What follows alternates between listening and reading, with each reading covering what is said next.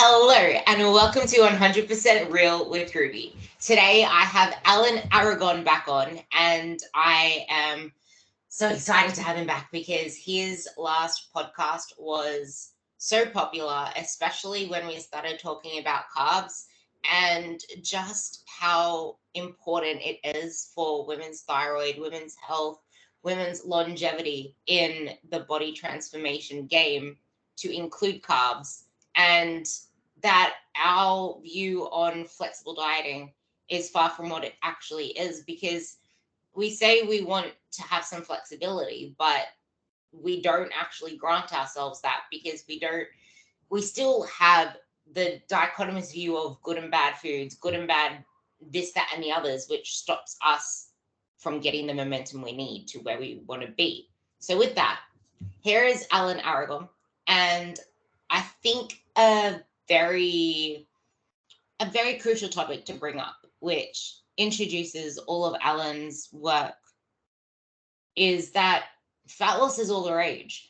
And so many women wanting to do all they can to lose the stubborn body fat, to lose however much weight, and sometimes mistakenly or fallaciously trying to get back to their pre-baby body or how they looked like in their 20s without realizing the sheer importance of muscle.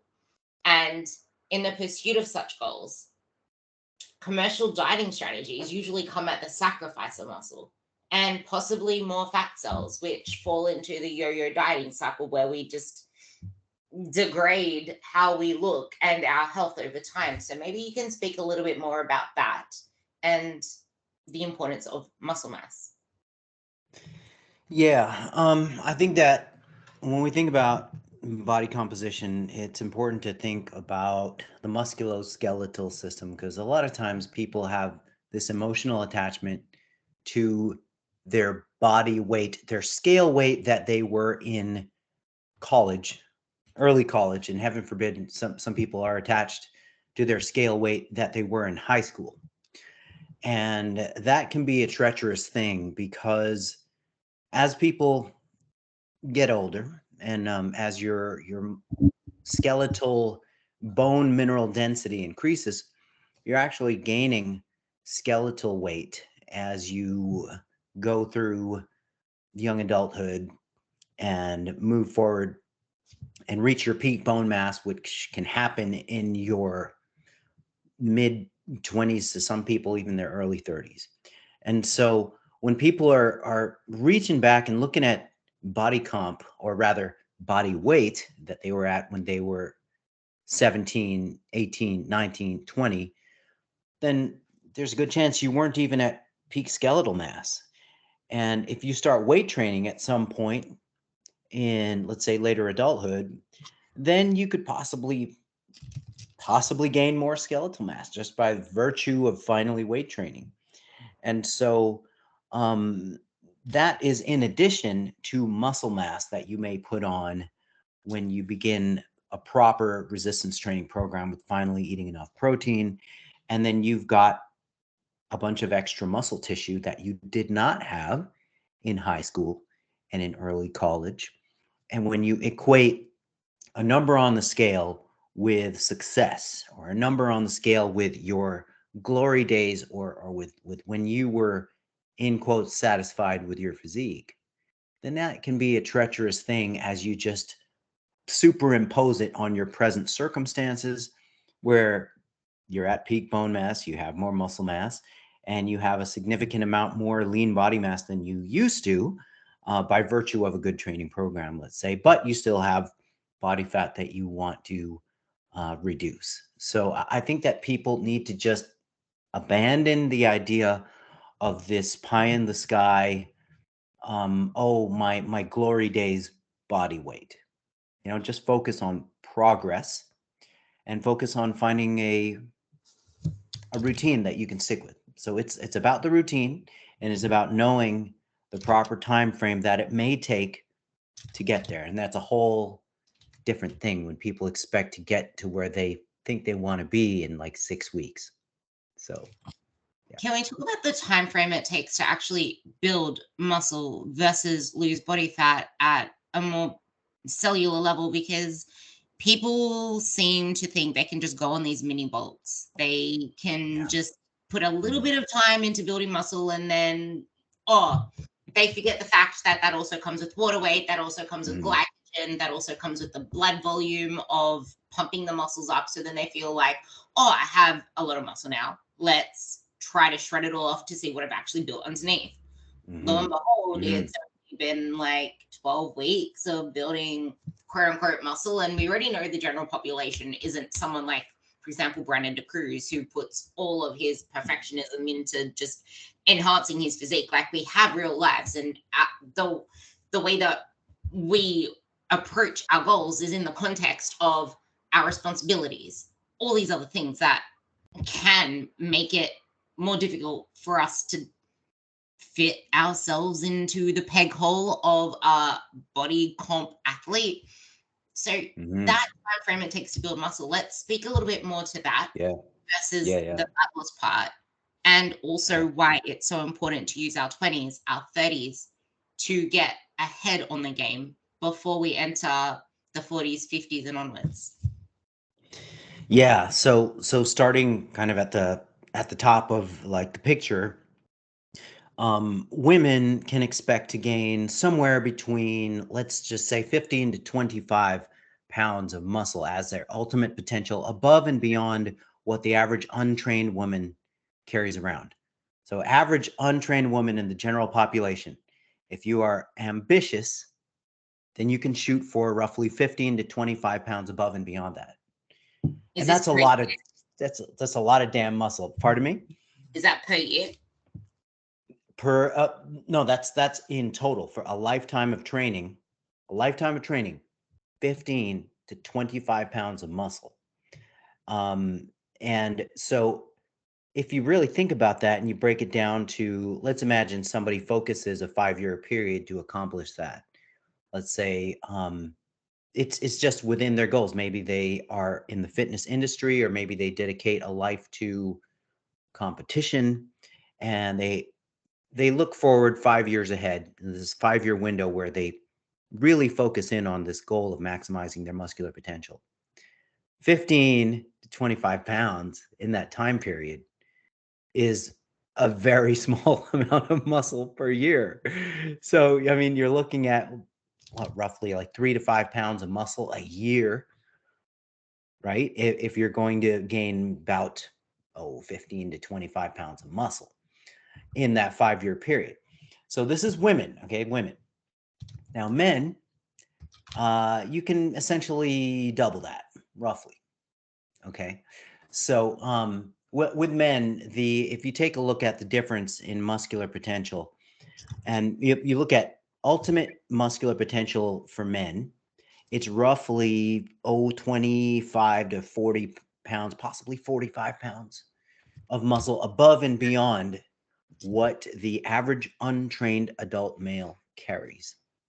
And so if you look at that, let's just say 20 to 40 pounds. Let's be a little conservative here for what men can gain. If you look at that in a 5-year period, they dedicate this focused time period to achieving that goal, then you are looking at tops, 8 pounds of muscle a year, 5 to 8 pounds of muscle a year for a 5-year period. And for women, you'll get 3 to 5 pounds of muscle a year on average for that 5-year period. Now, the way that muscle gain looks, it's going to be more muscle gain within the initial couple years. And that's going to precipitously drop off at year 2, year 3, year 4, year 5. And a lot of that 5-year period is going to be the individual figuring out how to not hurt themselves while they maintain making this progress year upon year.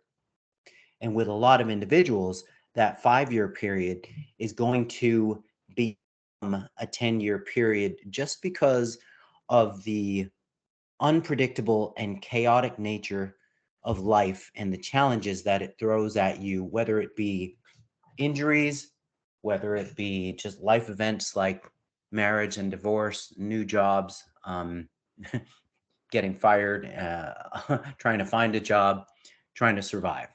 And so there's different things that will happen in people's lives that make that 5-year period of maximizing your muscular potential into a 10-year period.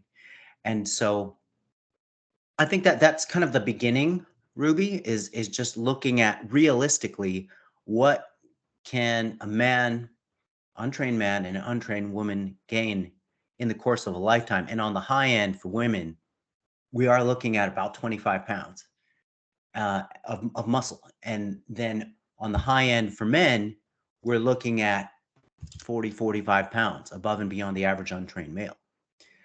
Okay, now we'll set that aside for 1 second and say that we're talking about natural trainees.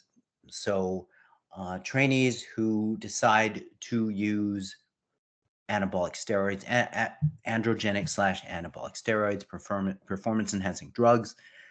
Those limits get pushed up quite a bit more. But we don't necessarily have as much solid data on just how much more. But it's not totally out of the question to see the top 10 in the world in bodybuilding gain 60 to 80. I've seen 100 pounds more muscle on their bodies than the average untrained adult male.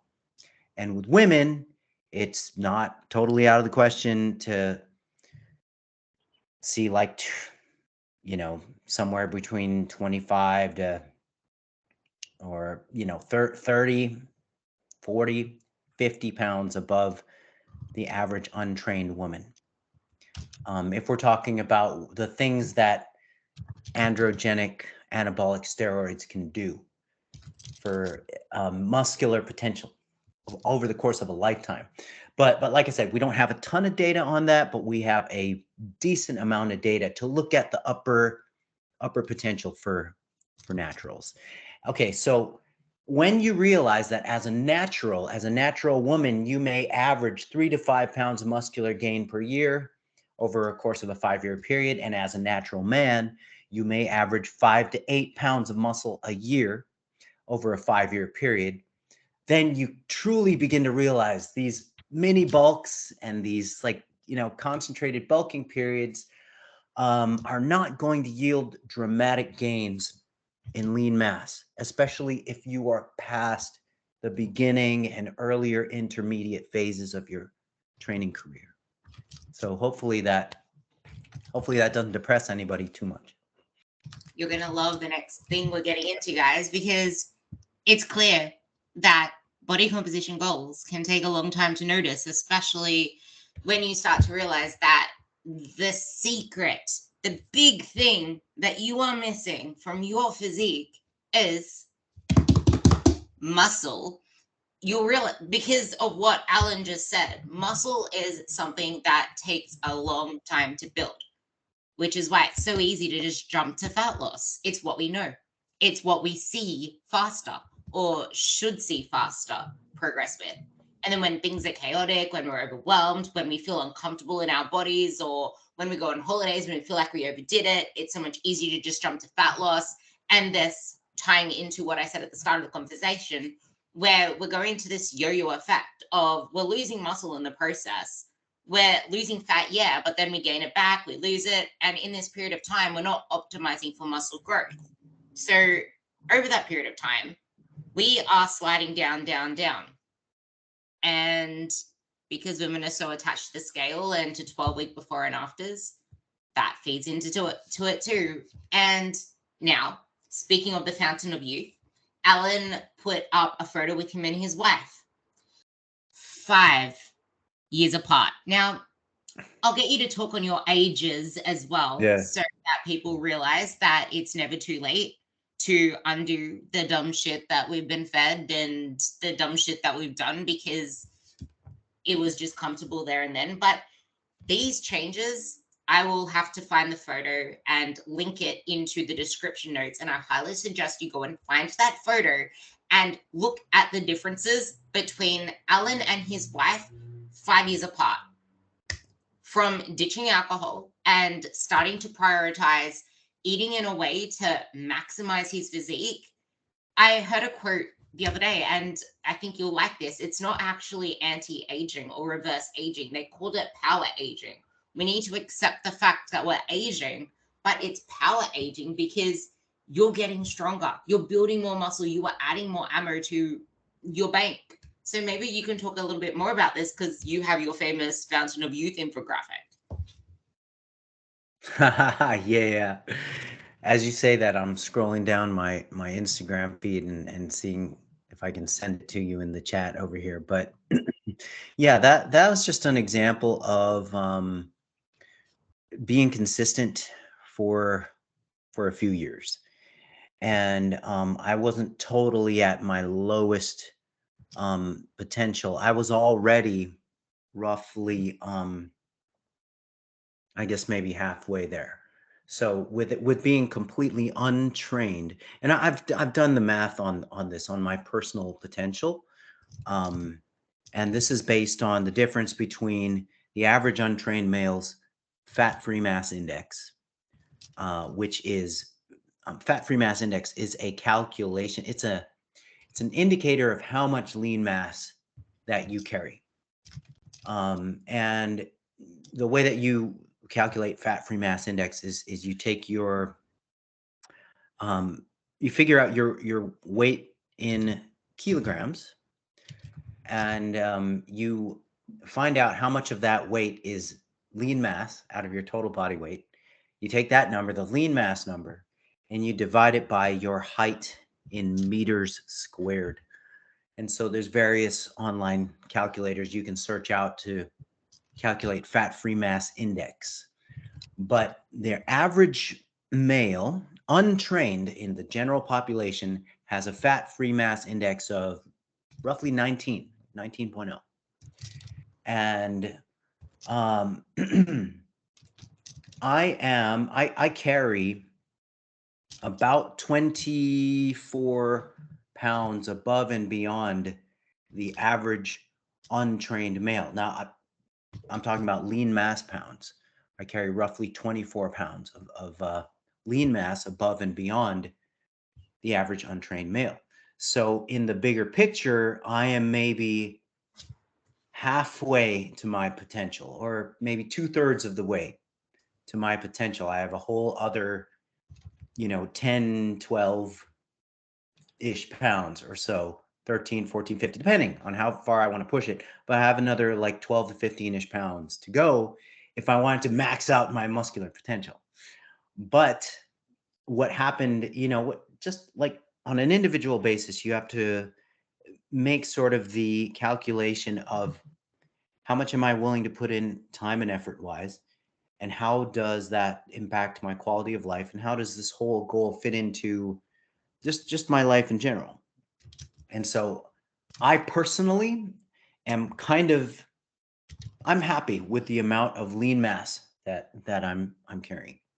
So I'm trying to actually remember what on earth my fat-free mass index is, like 22.7, I believe it is. It's 22.7. And the fat-free mass index of average untrained male is 19.0.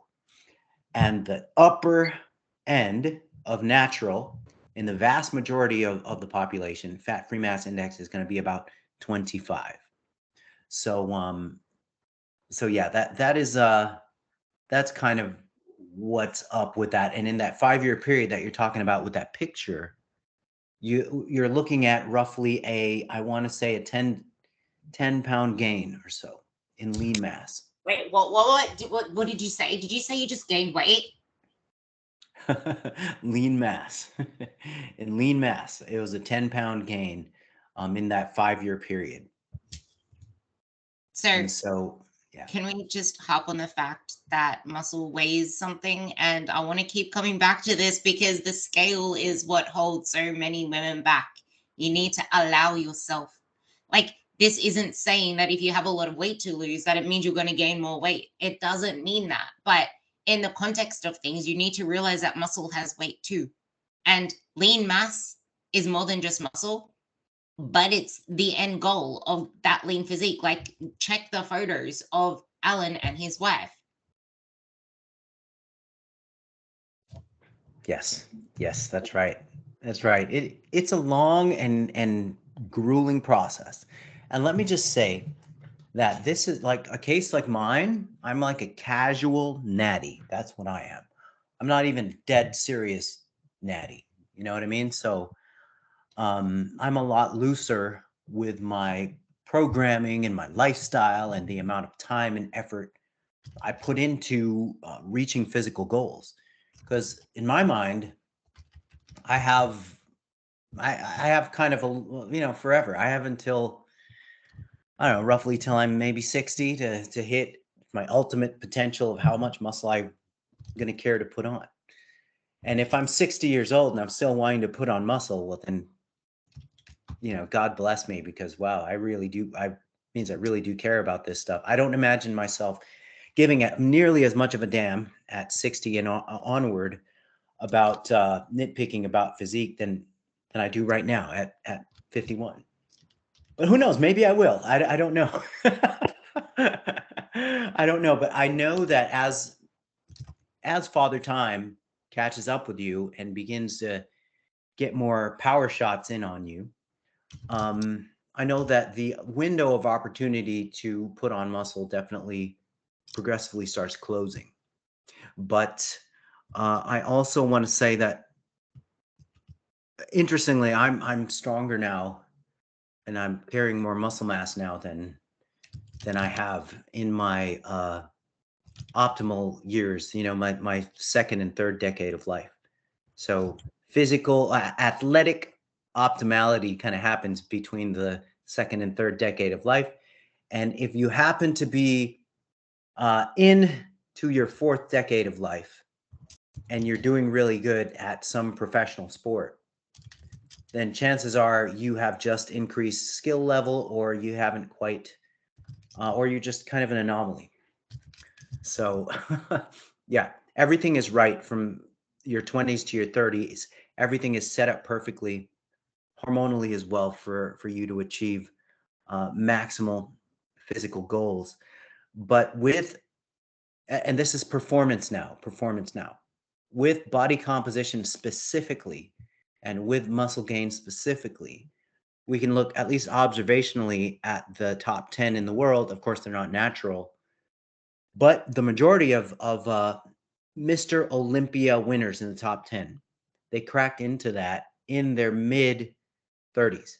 And it goes on to their late 30s and early 40s when you look at the Mr. Olympias who won the most amount of Sandow trophies. Late 30s, early 40s. So it's really kind of an interesting thing.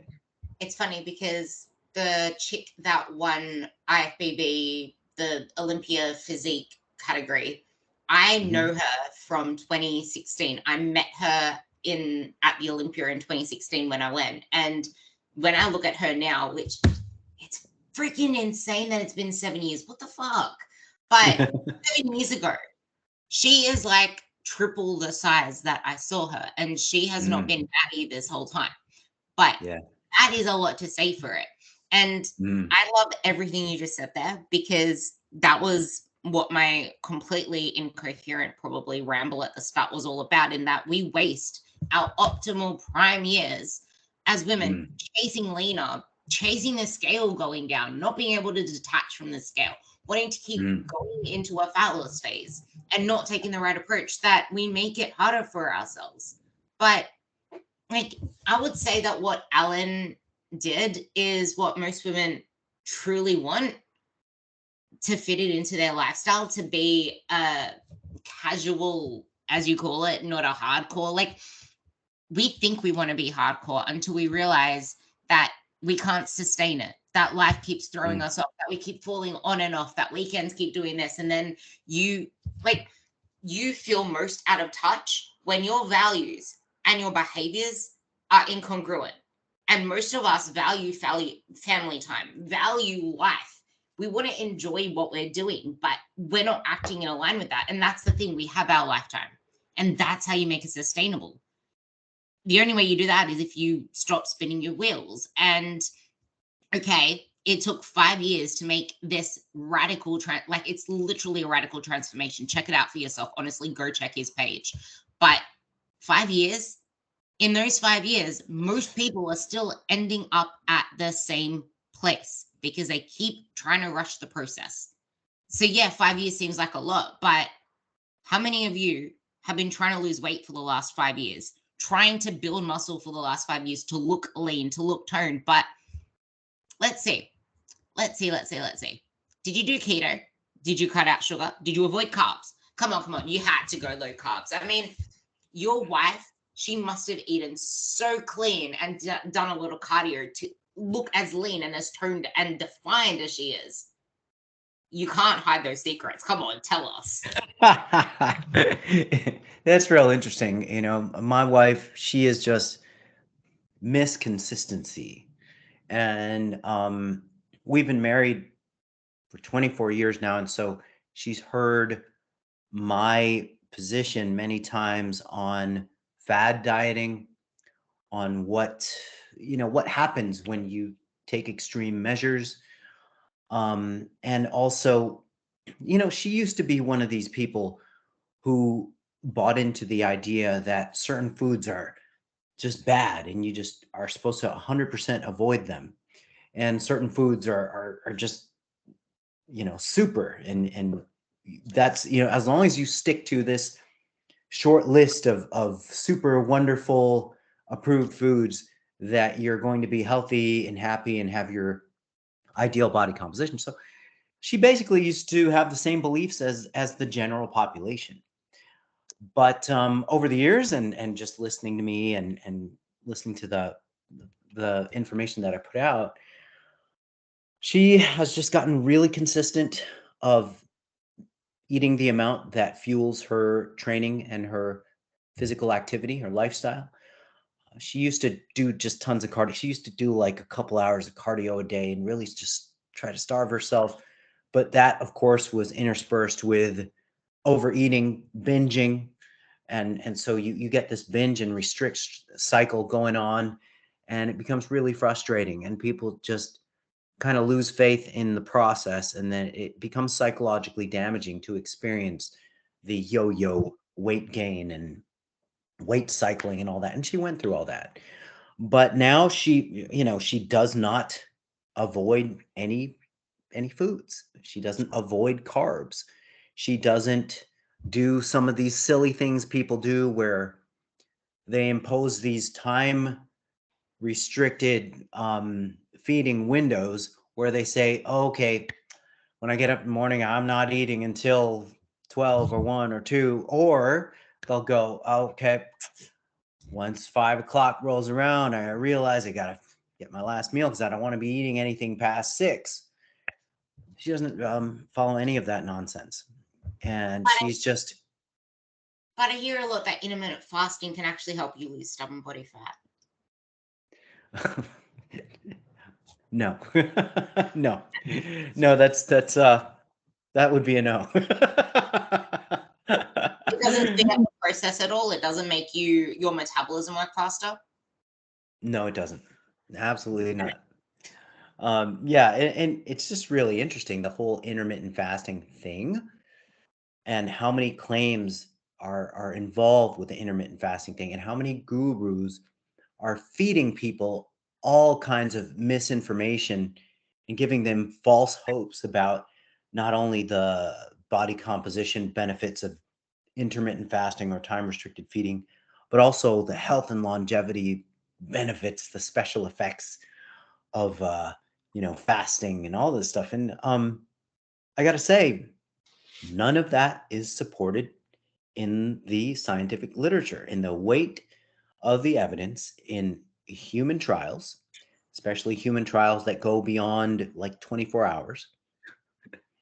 We just don't see the benefits of intermittent fasting models versus daily caloric restriction models. And this is not necessarily a bad thing.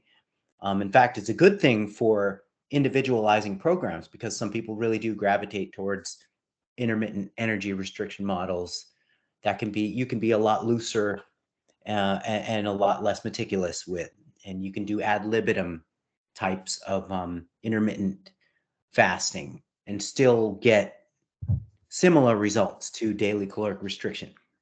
But But yeah, there's nothing at all special from both a health standpoint as well as a body composition standpoint with intermittent energy restriction models versus daily caloric restriction models. And I know we kind of went off on a tangent, so feel free to steer me back whenever you want. I want to talk more about the fads because I know you mentioned that she did try just doing a shitload of cardio, and obviously, if you look at the difference between her befores and her now, that cardio, that approach that she was taking before, she just looked like a small, soft version of herself with no definition, no shape whatsoever. Yeah. And it's now that because I see her in and out of the gym, showing her consistency, pushing herself hard. That is what has given her the shape that she has wanted. And I'm sure she isn't obsessed with her smallest self. She isn't obsessed with the scale going down, is she? That's right.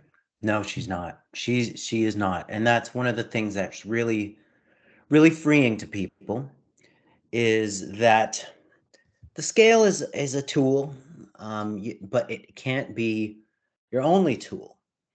It's not a particularly accurate tool. The more fit you become and the more muscle you put on, the easier that the scale can deceive you. The thing about my wife and cardio that she used to do a ton of cardio, like twice a day cardio. This was before she got into good shape, and now she's in better shape than ever, doing zero formal cardio. But the thing is, she's quite physically active in non-exercise activity. So there's a lot going on with, I mean, even just the act of cooking 2 major meals a day for the whole family can burn a lot of calories. And she does all of that stuff. I mean, we're talking about all of the major domestic engineering tasks. My wife does that. So she's on her feet from the moment she wakes up until basically the moment she goes to bed. And this So is it the is a importance physically active of life. lifestyle. Yeah, this is the importance of living a physically active life. Now, I have about 12, 15 myths that I really want to touch on with you. So we're going to have to see how many we fit into this and then have to schedule another if not, because they're pretty damn good ones. The first one is this obsession over clean eating and cutting out sugar, which we know now your wife did not do.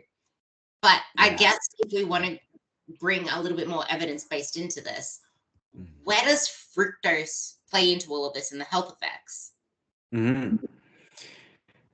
There's a myth, or rather, there's just a wrong-mindedness about focusing in on not just a single macronutrient, but a single type of within that umbrella macronutrient. Let's say carbohydrate. You're instead of focusing on carbs are bad, you can take it a step, I guess, stupider, and say, okay, well, this carb is okay. Let's say sugar is bad.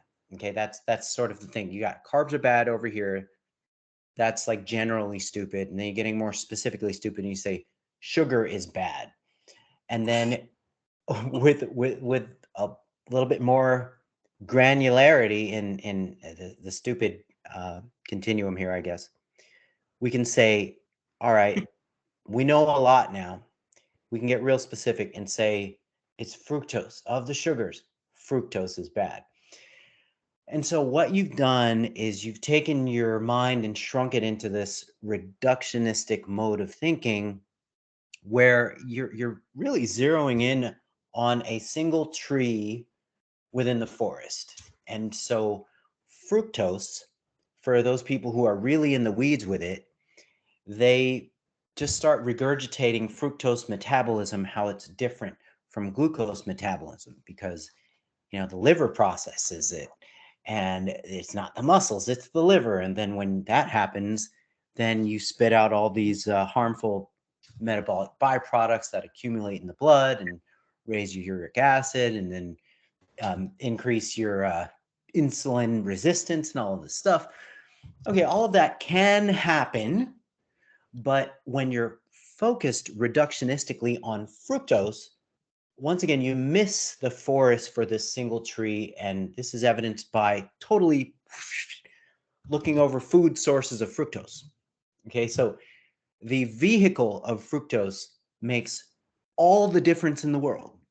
So you take a 12-year-old kid who's chugging down liters, like 2-liter bottles of Mountain Dew and Sunny Delight and Coke and whatever else, just sugar sweetened beverages. He's just chugging it while he's playing video games. Okay, that's one way to take in fructose. Another way to consume fructose is by chomping on an apple, a fresh fruit, having an orange or whatever.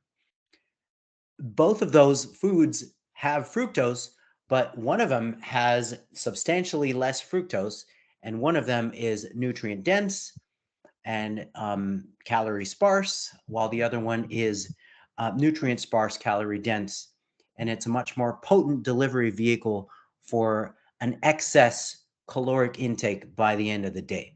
So you have two completely different animals that you're looking at when you're looking at fresh fruit versus sugar sweetened beverages and soft drinks that people just indiscriminately swill down on an unconscious basis. So two different animals we're looking at with respect to fructose. Speaking of fruit, knowing that we can have flexibility within our diet, can we emphasize the importance of micronutrition and ensuring we hit all our bases first for health, body composition, and performance? Yes, yeah, totally. I mean, you can kill all those birds with one stone, really, and it happens by making sure that your carbohydrate sources, generally speaking, are mostly whole and minimally refined sources. We can nitpick about whether or not cereal grains are refined and to what degree, but then we'd have to look at the individual sources and see what the evidence base is behind that stuff. But generally speaking, fresh fruit has a really good track record in the human trial literature for showing positive effects on both health and body composition, including the control of gains in body fat mass and the reduction in body fat mass. And so blaming fructose per se is being overly reductionistic and missing the forest for the trees. So that is really the fructose story. And here's the thing, if I can go into a little rabbit hole here. I'm not saying that nobody can ever have a soft drink in their life. And I'm certainly not even beginning to talk about athletes who benefit from intra-workout sugar consumption, intra-workout carbohydrate consumption in the competitive endurance context. So if you prevent those athletes from consuming sugar in any quantity, you're going to really screw up their competitive goals. So everything has to be spoken of in terms of context and dose, of course. But if we're just talking about body composition and health, then fresh fruit benefits both of those things and does so consistently in the scientific literature, despite the fact that they're a fructose source.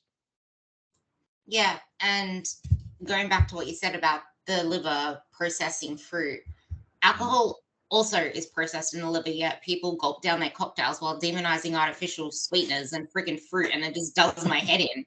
Or they promote their BCAAs and other bullshit that's full of artificial sugars. But if you have a Diet Coke, oh no, it's the end of the world, you're about to get cancer.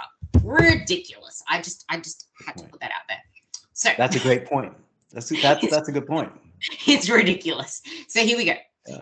Oh, exactly. When something is more emotionally charged, which is you love your alcohol, you're not going to let it go, but you want to just separate the rest because you just fit on the Chinese whispers. But getting in your base fruit and veg, I like 800 grams, honestly, as a total, because that ticks all the boxes. Get in your whole grains, your whole food, your protein, and then you can add in a small percentage of your fine foods in there. That is how you allow yourself to stay on track without needing to cheat on things and sneak in chocolates. So this leads us into the next part, which is Yes.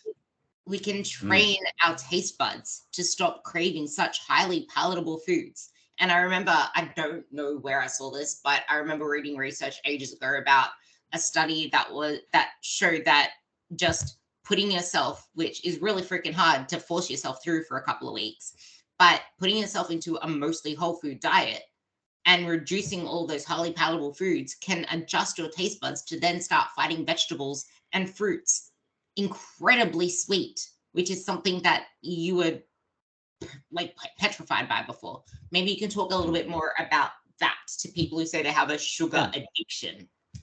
Yeah, right. So I'm first going to say that with most programs, you can allot 10% of your total calories to come from really anything you want. I mean, if somebody likes to eat paint chips, I'm just kidding.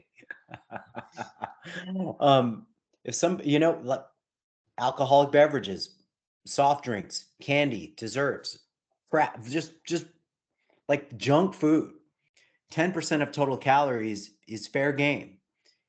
Even 20% of total calories is fair game, because then you have 80 to 90% of your dietary calories coming from the wholesome stuff, the in quotes, the clean stuff. And so 100% in quotes clean and 0% of anything indulgent or anything classically junky, that's not realistic, and it's not necessarily even going to be a healthier thing for people in the long run, psychologically and even in some cases physiologically.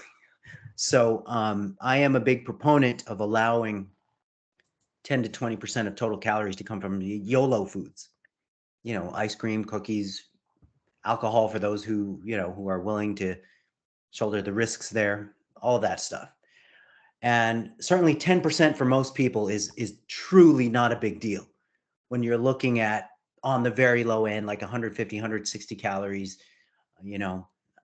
to like 200, 250 calories or so coming from anything you want that's not going to harm most dietary plans. And once again, up to 20% of total calories coming from honestly whatever is fine. Now, to your specific question about the way that we can reprogram or recondition our craving patterns, yes, it's true. And yes, there is a consistency of research showing that if you eat a certain way for a period of time, a period of weeks, then, for example, if you were somebody who chronically ate a lot of junk foods, a lot of ultra processed, hyper palatable foods, and you just nix them for 8 to 12 weeks, in the literature, it has been shown that cravings for those foods actually go down over the time period that you don't have them in the diet. I want to mention a couple of caveats with this literature. Number one, the literature is typically done on sedentary, overweight, and obese individuals who have kind of a heightened reward response to these hyperpalatable foods. And so therefore, they may have exaggerated responses to getting them out of the diet as well. And in addition to that, fit folks and folks who are a bit more meticulous and aware of all of the program variables, including everything that's going on in the diet, if you have an awareness, you can still build in an optional allotment for those junk foods without the craving for them being an issue. Because when you know that you can have it if you want it, and when you know that these hedonic deviations are part of the plan, you automatically don't see them as forbidden fruit, and you automatically don't have these hardwired cravings for them, because hardwired cravings for foods, a lot of times they're rooted in the fear that you can never have them again because they're not allowed. So when you remove that sort of baseline restriction and that hardwired, that core within your mental framework that certain foods are a big no-no and you can never have them, then that kind of takes the forbidden fruit aura away from the given food. And then you automatically think, you know what?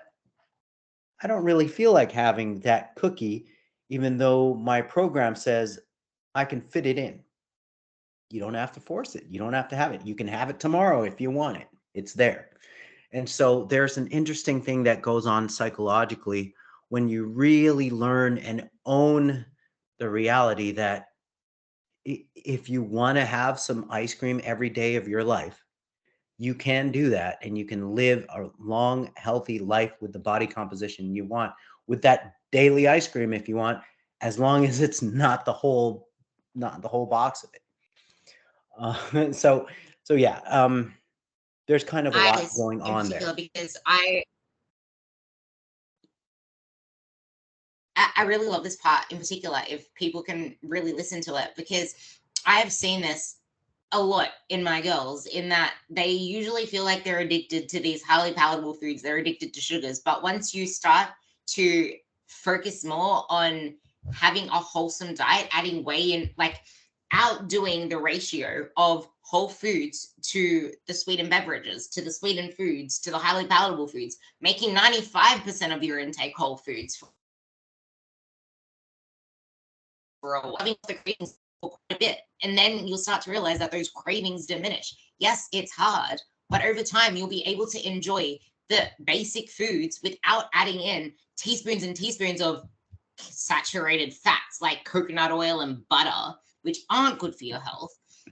And just enjoy them with basic sweet, like seasonings, salts, peppers. I found that so true with my girls, and most of them don't even have sugar cravings anymore. That's And really cool. That is really great. I love it. But just kind of speaking on carbs, I had someone argue with me that starving your body of carbohydrates means that you'll just turn to burning fat.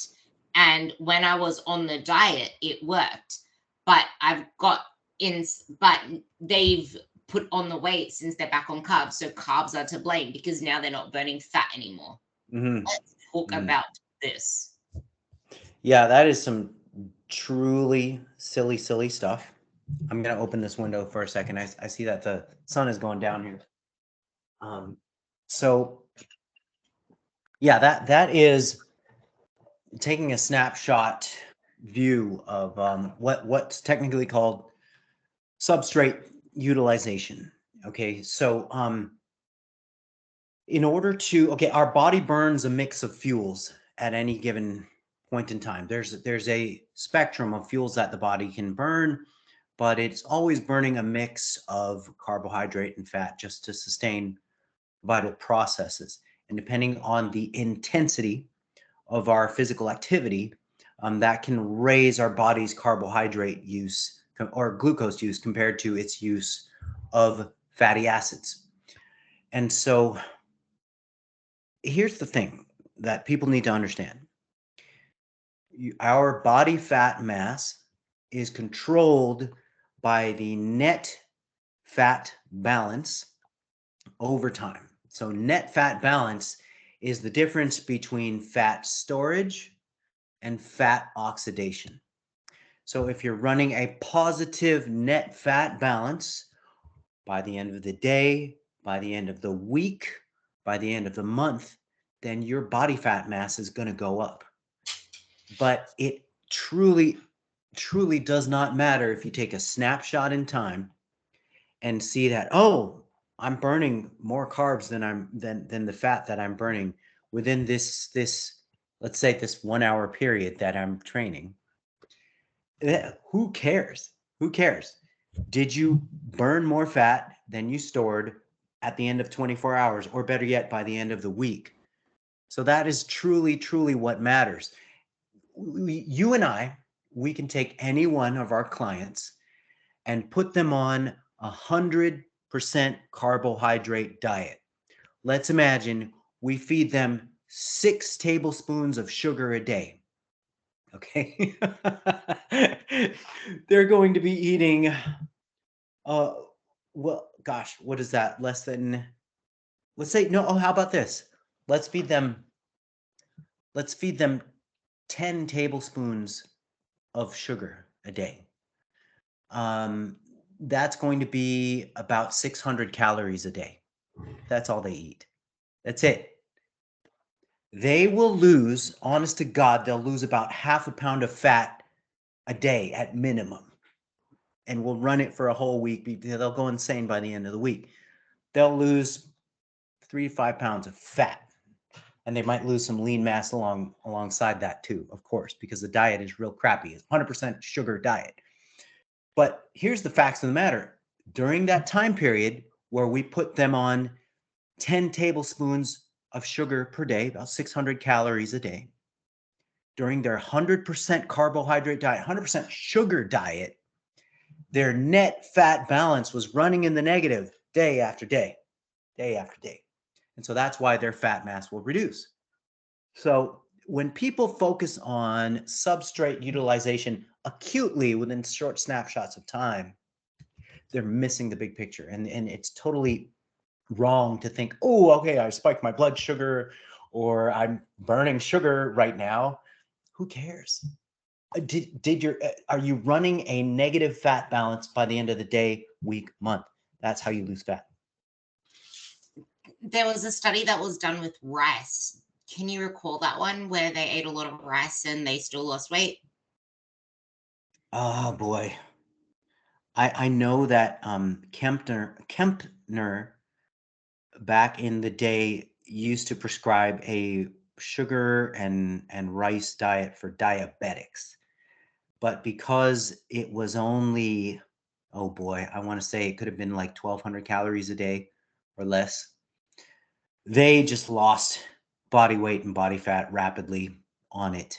It was suboptimal diet, of course. But even diabetics, put them on a 100% carbohydrate diet, but make that diet sub 1,000 calories, you're going to be at an aggressive calorie deficit. You're going to be losing weight and you're going to be losing body fat. So I can see that. Oh, yeah. Rewind. Did you say diabetics? Those who are insulin resistant or have insulin sensitivity issues, they were eating carbs and losing weight? What? It's Kempner's rice diet. Kempner, I believe, was the practitioner. And he had this thing about rice. He had a thing for it. And he put diabetics on a hypocaloric diet composed of mainly rice. And it alleviated their dysglycemia. It just stripped body fat and body weight from them. But of course, it was an aggressive hypocaloric condition that they were sustaining. And that was the key. So it's not carbs we need to avoid. And I guess we don't have to worry about the glucose goddess with oats. And we don't have to worry about eating fruits in a specific order to prevent insulin making us fat. Hell no, you don't. Hell no, you don't. Postprandial glycemia, in other words, the post-meal glycemic response, is another one of those forest for the trees things. I mean, people with a continuous glucose monitor, they're taking a look at how high their blood sugar goes up after each meal, and they're judging the healthfulness of that meal on their postprandial glucose response. Okay, I can see that potentially being useful if somebody suspects that they may have prediabetes or full-blown type 2 diabetes. And if they're seeing blood sugar go significantly above 140, 150, 160 milligrams per deciliter, then maybe something to be a little bit concerned about. However, even in those cases, you cannot judge the health effect of a diet based merely on postprandial glycemic response. You have to look at, if you're looking at glycemic control, you have to look at HbA1c, or your glycated hemoglobin, which is a longer term, less transient type of index of glycemic control.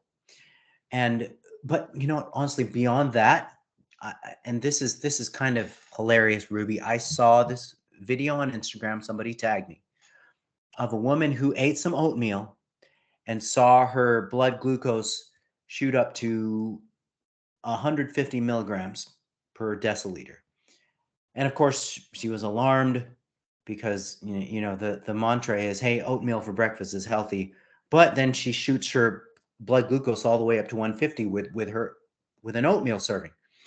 Well, taking a closer look at the video, she ate a full cup, dry weight of oats.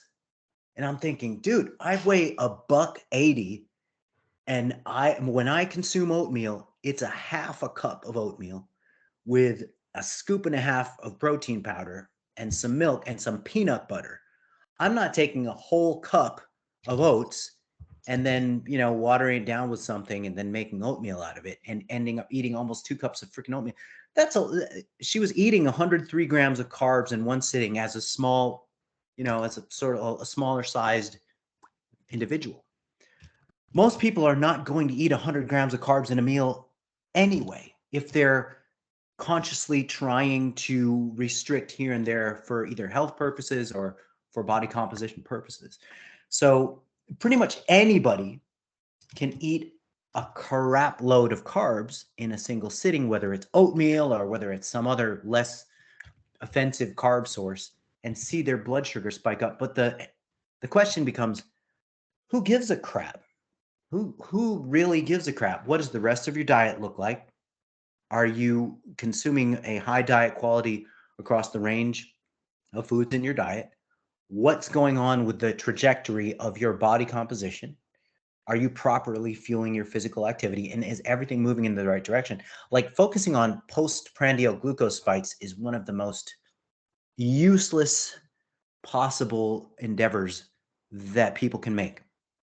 And you can build a case for certain subsets of the population doing that, but it's a really, really it's an exercise in neurotic micromanagement for the vast, vast majority of the general public.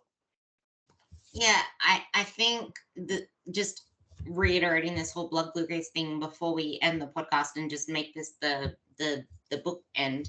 But this also feeds into those of you who have polycystic ovary syndrome, who think that your insulin resistance is why you can't eat carbs to lose weight, when that's probably one of the, like, it's not, we were saying this before and we said it in our last podcast. I highly suggest you go and listen to it, 254.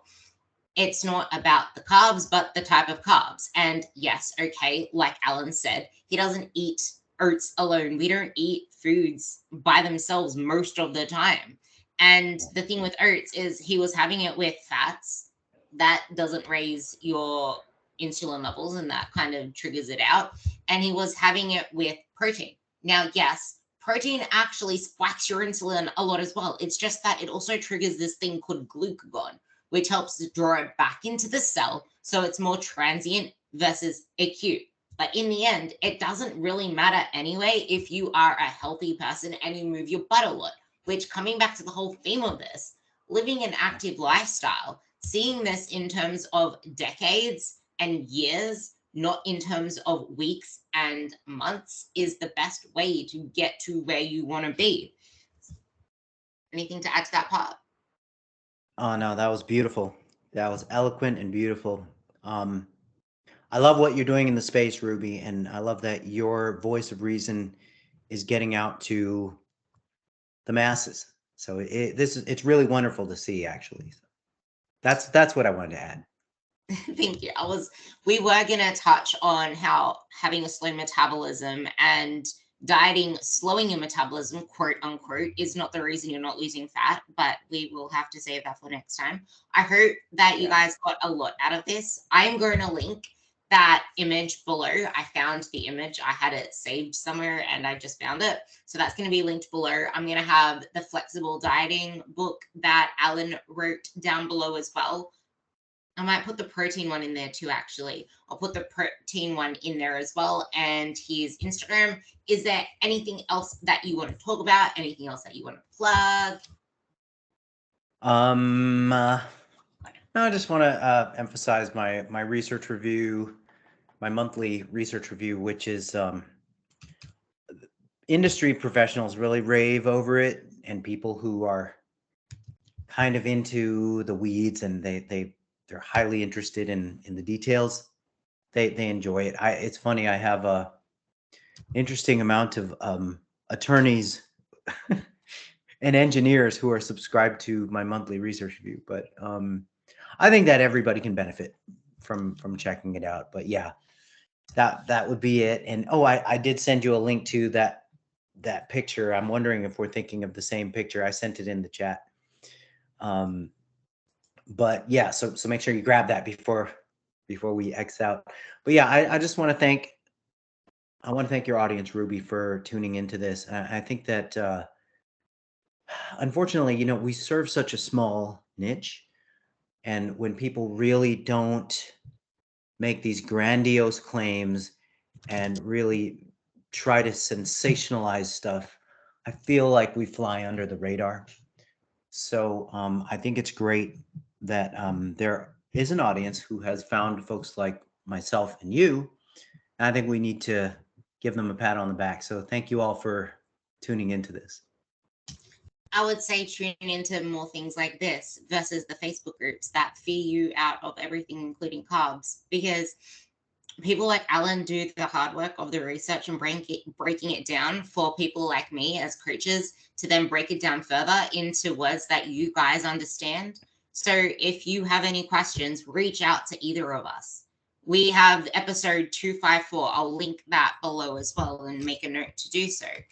We have episode 254, which talks more on carbs, talks more on flexible dieting and how to actually create the best fat loss approach, especially as we enter the new year. That is going to be a really important episode for you to get onto. If you gained anything from this, share it, tag us. I'm going to be trying to get a few great clips from this and putting it onto my Instagram, which Alan will be tagged in as well to collaborate. Yeah, but yes. If there's anything else, let us know.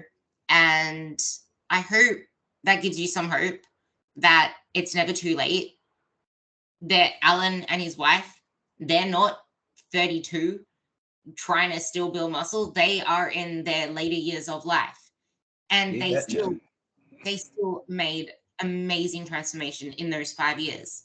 It's just we're both 51. Both of us are 51.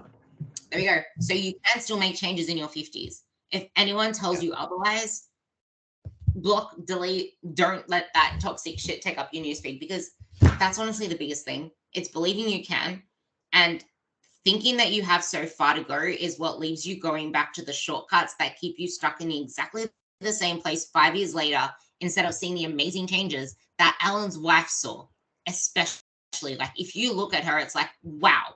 And you might think she must have just done fat loss for that because she looks so much leaner. But that is the magic. Like I said, the secret you're missing is muscle. So with that, Absolutely. thank you for everything.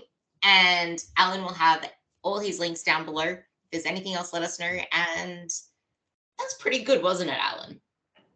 Super duper amazing. Loved it. Enjoyed it. And I always appreciate you. Thank you for listening, and you will catch me on the next podcast. Don't forget to give this a 5-star rating.